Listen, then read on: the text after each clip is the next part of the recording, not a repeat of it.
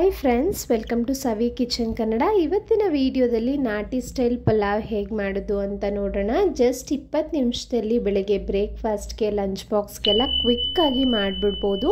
Please ಯಾರೆಲ್ಲ subscribe ಆಗದೆ ನೋಡ್ತಿದ್ದೀರಾ ಸಬ್ಸ್ಕ್ರೈಬ್ ಮಾಡಿ. ವಿಡಿಯೋದಲ್ಲಿ ತೋರಿಸ್ತಿರೋ ಗ್ಲಾಸ್ನ ಅಳತೆಯಲ್ಲಿ 2 ಗ್ಲಾಸ್ ಆಗುವಷ್ಟು ಸೋನಾ ಮಸೂರಿ ಅಕ್ಕಿ ತೊಗೊಂಡಿದ್ದೀನಿ. ಇದನ್ನು ಒಂದೆರಡು ಸಲ ಚೆನ್ನಾಗಿ ತೊಳ್ಕೊಂಡು ನಂತರ ಇದಕ್ಕೆ ನೀರು ಹಾಕಿ ಸೈಡ್ಗಿಡೋಣ.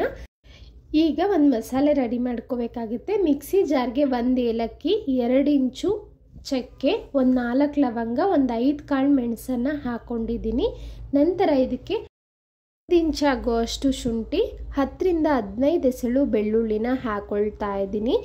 ಈಗ ಖಾರಕ್ಕೆ ತಕ್ಕಂತೆ ಹಸಿಮೆಣಸಿನ್ಕಾಯಿ ಹಾಕಬೇಕು. ನಾನಿಲ್ಲಿ 5 ರಿಂದ 6 ಹಾಕ್ಕೊಂಡಿದ್ದೀನಿ. ಮೆಣಸು ಹಾಕಿರೋದ್ರಿಂದ ನೋಡ್ಕೊಳ್ಳಿ. 1 ಮೀಡಿಯಮ್ ಸೈಜ್ ಈರುಳ್ಳಿನ ಕಟ್ ಮಾಡಿ ಹಾಕ್ಕೊಂಡಿದ್ದೀನಿ. ಒಂದು ಸ್ವಲ್ಪ ಪುದೀನ ಹಾಗೆ ಒಂದು ಸ್ವಲ್ಪ ಕೊತ್ತಂಬರಿ ಸೊಪ್ಪನ್ನು ಹಾಕಿ ಈಗ ನುಣ್ಣಗೆ ಪೇಸ್ಟ್ ಮಾಡ್ಕೊಳ್ಳೋಣ. ತೆಂಗಿನಕಾಯಿ ಇದ್ದರೆ 1-2 ಟೇಬಲ್ ಸ್ಪೂನ್ ಹಾಕಿ ರುಬ್ಕೊಳ್ಳಿ, ಇನ್ನೂ ಚೆನ್ನಾಗಿರುತ್ತೆ. ಈಗ ಕುಕ್ಕರ್ಗೆ 7 ರಿಂದ 8 ಟೇಬಲ್ ಸ್ಪೂನ್ ಆಗುವಷ್ಟು ಎಣ್ಣೆ ಹಾಕ್ಕೊಳ್ತಾ ಇದ್ದೀನಿ. ಎಣ್ಣೆ ಒಂಚೂರು ಕಾಯ್ತಿದ್ದಂತೆ 1-2 ಪಲಾವ್ ಎಲೆ ಹಾಕ್ಕೊಳ್ಳೋಣ. 1 ಮೀಡಿಯಮ್ ಸೈಜ್ ಈರುಳ್ಳಿನ ಕಟ್ ಮಾಡಿ ಹಾಕ್ಕೊಳ್ತಾ ಇದ್ದೀನಿ. ಈರುಳ್ಳಿ ಎಲ್ಲ ಒಂಚೂರು ಸಾಫ್ಟ್ ಆಗಬೇಕು. ನಮಗೆ ಸುಮಾರು 1 ನಿಮಿಷ ಫ್ರೈ ಮಾಡಿದ್ರೆ ಸಾಕಾಗುತ್ತೆ. ನಂತರ ಫ್ರೆಶ್ ಆಗಿರೋ ಅಂಥ ವೆಜಿಟೇಬಲ್ಸ್ನ ಹಾಕ್ಕೊಳ್ಳಿ. ನಾನಿಲ್ಲಿ ಸ್ವಲ್ಪ ಕ್ಯಾರೆಟು, ಬೀನ್ಸು, ಆಲೂಗಡ್ಡೆ ಹಾಕಿದ್ದೀನಿ. ನೀವು ಹಸಿ ಬಟಾಣಿ ಅಥವಾ ಹೂಕೋಸು ಎಲ್ಲವೂ ಹಾಕಿದ್ರೂ ತುಂಬ ಚೆನ್ನಾಗಿರುತ್ತೆ.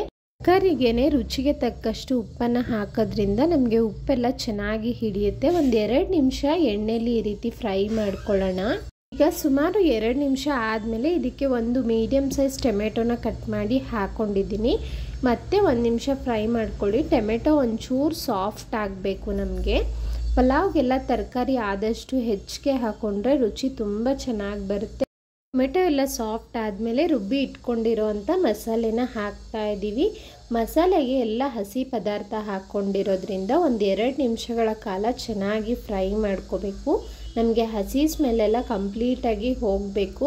ನೋಡಿ, ಇಲ್ಲಿ 1 ಟೇಬಲ್ ಸ್ಪೂನ್ ಆಗುವಷ್ಟು ಧನಿಯಾ ಪುಡಿನೂ ಹಾಕ್ಕೊಂಡು ಫ್ರೈ ಮಾಡ್ಕೊಳ್ತಾ ಇದ್ದೀನಿ.